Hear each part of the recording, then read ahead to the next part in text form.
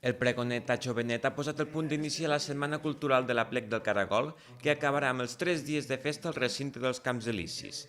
Com a lleidatà vivint a Barcelona, ha dit que hi ha opinions per a tots els gustos quan es parla de menjar caragols. Quan un és de Lleida i viu a Barcelona, ha d'escoltar moltes vegades els amics que et pregunten, escolta, on puc anar a menjar caragols?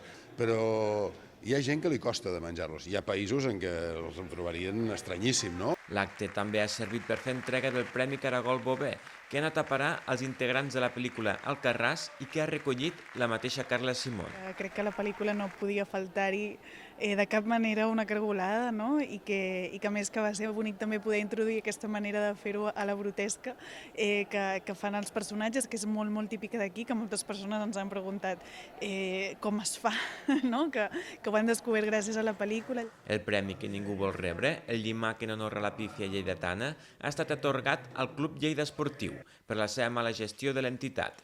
L'han recollit els actuals propietaris del club, que han estat ovacionats després de dir paraules com aquestes.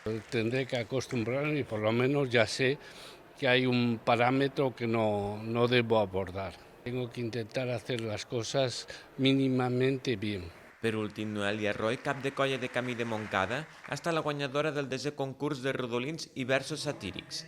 L'acte inaugural ha acabat amb una reivindicació del president de la FECOll, que ha reclamat millores en el recinte dels Camps Elisis, sobretot en el paviment, cada cop més malmès i que dificulta la celebració de la festa.